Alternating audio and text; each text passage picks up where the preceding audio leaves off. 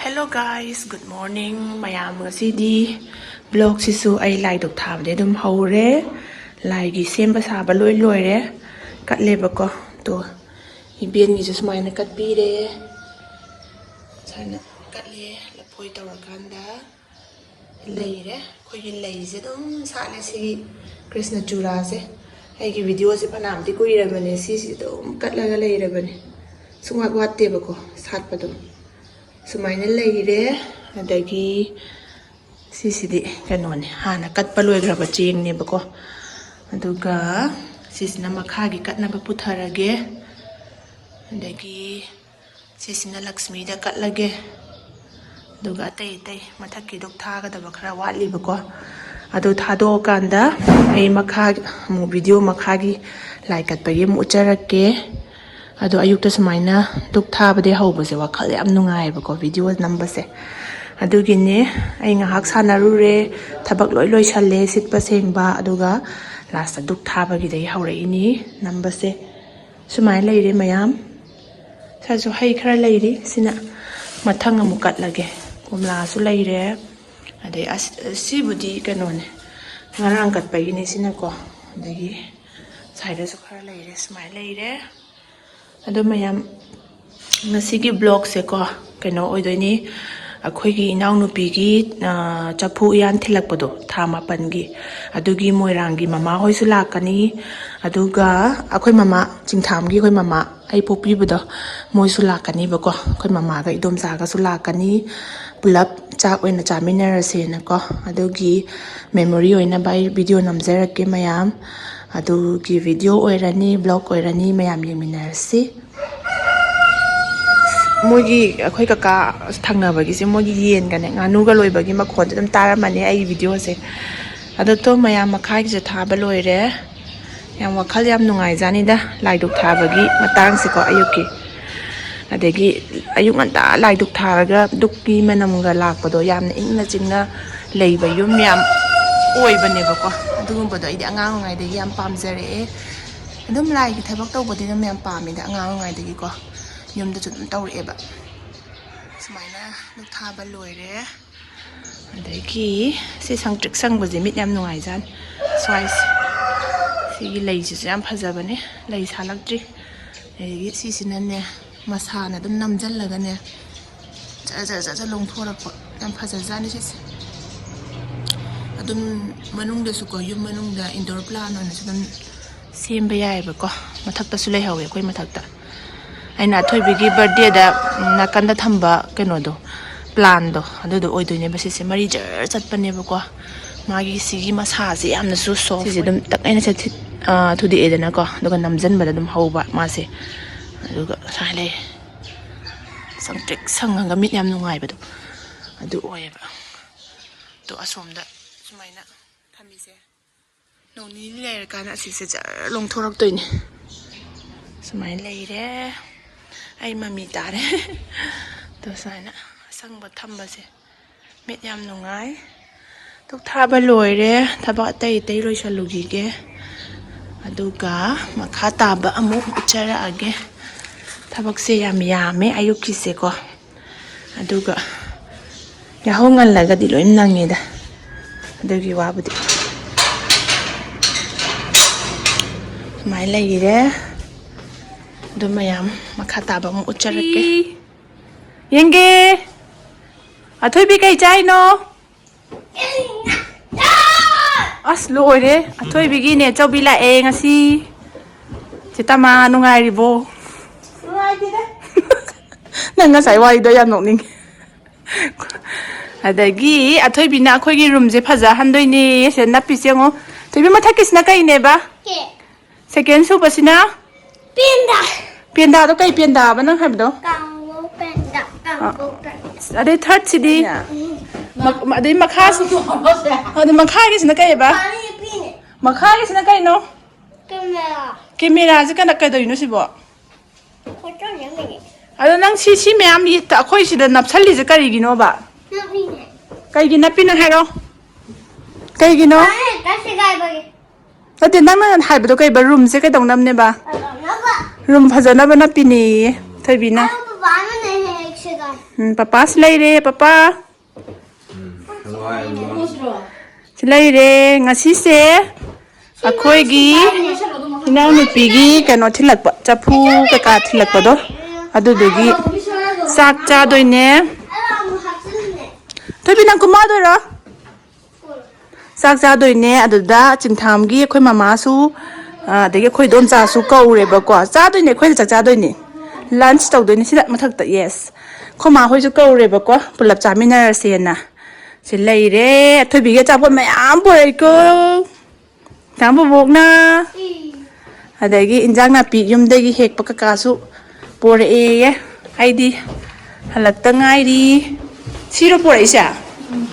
The Yum the Hoba Coiching Tam the Hoba, Manamasing my ampore, video namge, Kui video hapta Pazan namge, Sinatil Kapipa, could be full Pazare, could be Punzidia. Yam Saudra, Nahan Tahora Banane, Hepira Cabin the Gisina, video hore, Tilho. Assisi Bora, how I am Hauben. The lady till house. Yen put her about. She lady. As tiny decor. A coyum the Chanam de Laus, I lady habit. I am Tabe. Coidom Sana Pubide. Coidom Sasla e Tamasle Mousle. The lady. Comadinga, Yen Jade, Chicken Jade, Badu Yenanga, Bamon Gingado, Bamona Tongo, the Libiru Re, Sinangaring Car Lady Air, Aduga Care, get on the care di. Ya hold it, Masita Dena. Young Jack Iromana Trosa. See young Jack could saw me. Young Jack to Ketok thing I don't hold it could saw do. So, let the young Jack Iromba Chicken di Mataka Tongue. Sina kayo no, masiri nga sayo kitan. Samputi. Lay. Tsaka din minsan matamage. Lay de. Atoy bi. Ek supore. Ek supore. Nang huzi ura di ngaw ni chita ma surprise am toksal. Kasin day do. Kasin day gi. Singham bubong na surprise tarok po ni ko. Na ano nito bina sa lo salam biniko. Nito bina. Kaya na si dia. Dadaw gi chapo siya re. Dadaw na sabi aba biscuit kakado. Ada ansi hoy, anti now hoy, anti baby hoy kasama na daw. Chama na siya we chita ma. Ado di law tho si di. Koi ka lo salam kai. Ayya. Ado anti now hoy anti bi Chaminna gadam ni ko thobiya. Yam lady. Oh, sprinkles here. Hey, Kinder Joy di ama sagre. Wah, Kinder Joy mayam si de nang di Kinder Joy malani. Nang na sinthamba bokta kai kalai lai ro hai ki ba. Sinthamba bokta kai kalai lai ro hai ki ba nang na. Ma green do. Thai na ki green ki Kinder Joy forest ki do. Lai ro hai ba do phang da ba. Phang ma ba. Ya dadau gi biscuit to dadau gi hai ne ani. Si ju tham jang ko cha ta ma ya. Si di 자, 컴퓨터 타는 거. 이래, 안 보래? 코게. 짜세들, 먹고 잠기게. 칼래, 영안이 얘기해, 시다, 언슬로. 지나올래, 사비. 마카다, 뭐, 웃비게. 왜 토이비 사야, 간차이. 아이, 비도 남게, 맞대요. 너다 dig 남배, 다 신나가, 자사들, 왜 삭지음 지금 모양 티에. Tomato acar, yung Chak iromba, campur, Chak campur, ngaring kakanggaw, nga tao ba thong ba? How ba ni? Ay gana thong ini. Sina chicken chapa kanggugi. Namge ba?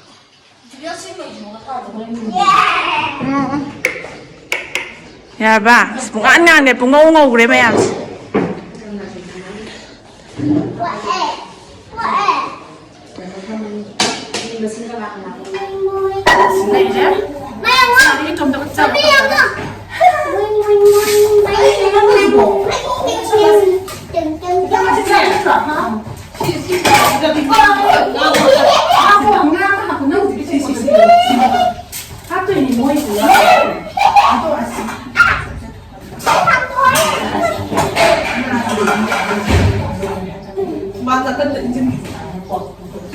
Lezare. Pusal lagi sih dah coklat itu, ha? Sure lo ada.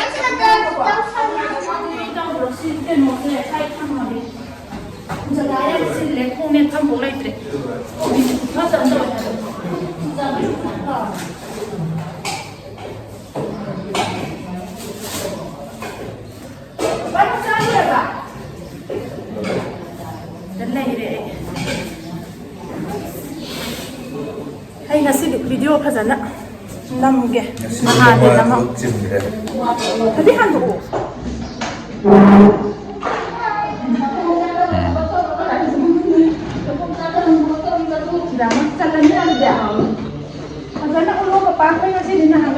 Belum boleh, semput leh. Sambil Krishna Uyen nombor semput. Salah. Oui.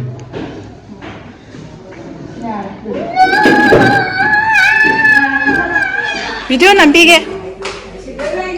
Nah, oh, sudah lagi kak. Aku itu tak Uyen sahabat. Siapa jalan? Siapa jalan? Lah, oni nih bu. Nah, thằng cái tên này khơi đông cha slay đấy. Khơi mà đợi lại. Cái nám đi học đâm nên là thôi bi. Hey, Uyen chào.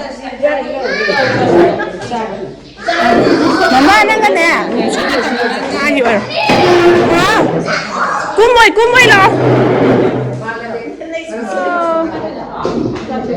Nè, anh abu mua lại đấy. Thế nào khơi mồi làng thì mama lại đấy. Xin lỗi mọi cháu lọt thả lấy xong. Nè, in năm mới lấy đấy. In năm mới lấy đấy cái anh hàng này. Ấy chàng được phía sau không này.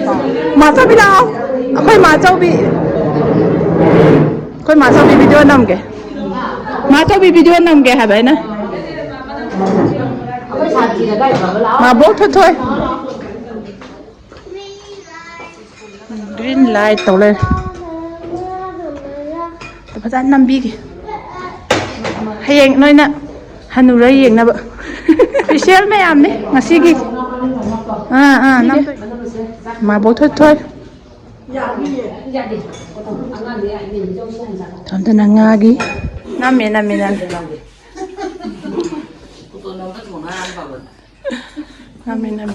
Ấy xin năm kì. Thằng.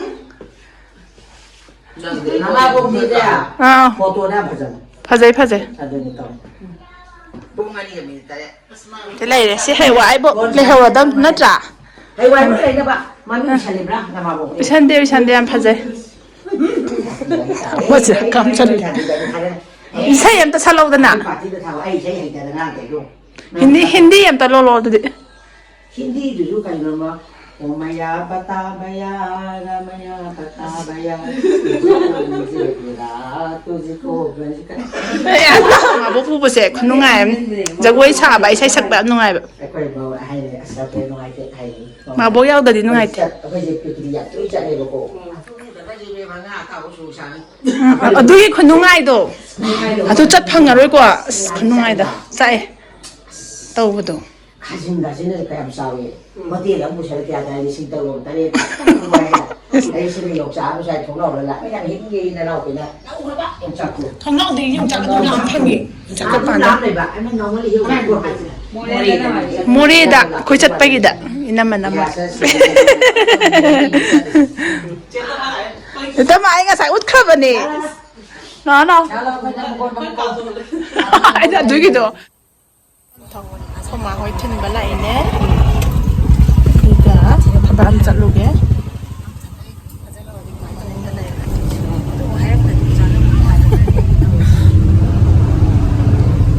nhiều rồi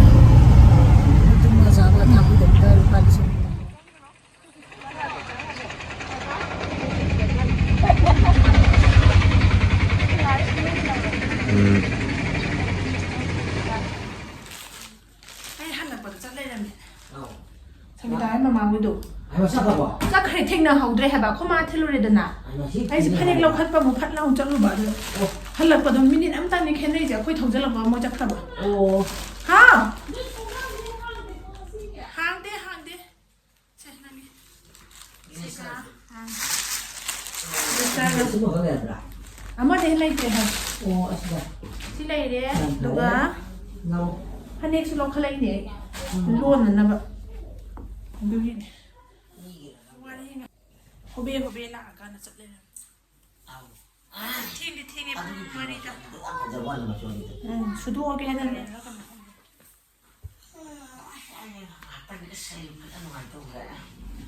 ไม่ใช่สักสาวเลยพันเอกล้วนนะจ้ะล้วนนะแบบปวดปวดล้วนนะแบบปีกี่ตัวแบบทำบาเลยคุกชิทำบาเลยคุกชิทำบาเลยคุกฉันนั่งกันนอนโลฮิจำคุยอยู่ฮิจำคุยมาเยกตัวโลค่ะเองกูจับประดับนะลำบีดะเอาถ้วยบิทินจับประดับบีดะมาดามทั้งหมดไอ้ช่างยังไงแต่ไม่จะทุกกูบ้าแล้วตอนนี้กูกะว่ามึงจับอดีตช่างเดือนน่ะชิสิมานะฮิจำคุยโลละนี้시시 빠져 드라. 시나 코이 자롱 코이 아픈 비도. 아주 런비로 오이. 누가 시수 빠져.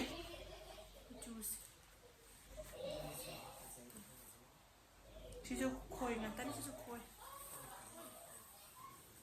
그래서 까한테 판렉스 거 맞죠. 뭐이래? Ngasidi video 살려서. Phải mấy video thay cái tên này. Anh muốn thấy cái này nó là gì? Yung photo ra, photo tsunami, video tsunami. Ay sai daloy sa lag. Matang daw pa sa nang darag. Cô phai bi. Sang ka thado. Say bye ta bye.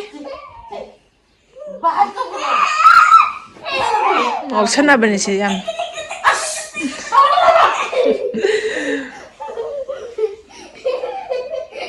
Chả này chồng, chỉ ta mà lạc bây giờ thôi bị em harau đấy.